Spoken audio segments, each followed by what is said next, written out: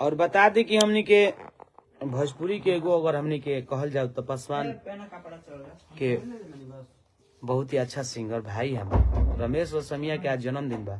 तो सबसे पहले जन्मदिन के ढेरों सारा बधाई बा। माई के कृपा से रउरा ढेर सारा प्यार दुलार पाई, ढेर सारा नाम कमाई।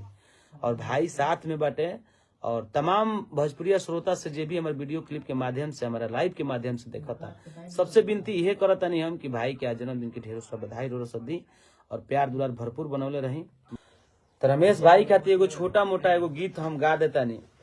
जलेंद्र कुमार हर की जन्मदिन के देता नहीं बधाई कि खुश रखसु तोहरा के देवी माई कि जन्मदिन के देता नहीं बधाई कि खुश रखसु तोहरा के देवी माई कि इंतजार रहे ही समैया के कि इंतजार रहे ही समैया के कि आई मिली जुली सभे खुशियाँ मनाई जा जन्मदिन हटे रमेश भैया के।